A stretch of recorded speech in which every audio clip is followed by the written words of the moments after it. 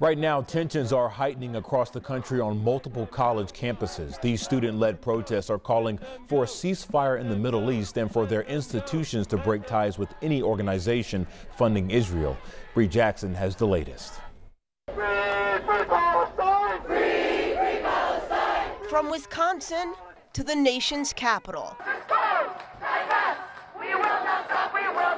pro-Palestinian protests continue. I wish the people of Gaza, and hopefully they will finally be able to feel that feeling of liberation. Students are taking a stand at colleges and universities nationwide.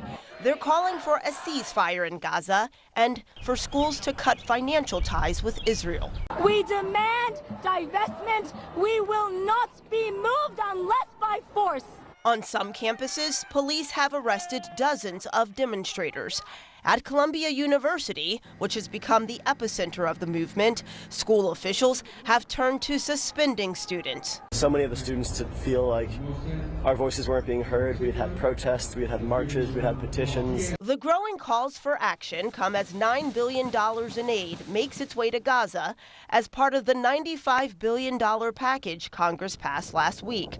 Secretary of State Antony Blinken is in the Middle East, pressing for Israel to do more to protect civilians and for Hamas to release hostages. Hamas has before it a proposal that is extraordinarily generous on the part of Israel. And in this moment, the only thing standing between the people of Gaza and a ceasefire is Hamas. As ceasefire talks continue, so do protests. Later today, House Speaker Mike Johnson is set to make an announcement about anti-Semitism on college campuses.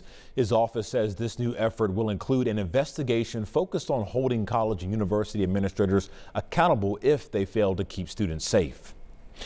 Israeli Prime Minister Benjamin Netanyahu says Israeli troops are preparing to enter Rafah and eliminate Hamas battalions. He says this attack will happen with or without a ceasefire deal in place.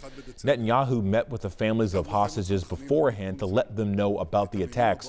As talks of a deal continue, U.S. Secretary of State Antony Blinken says there's no plan yet that protects civilians.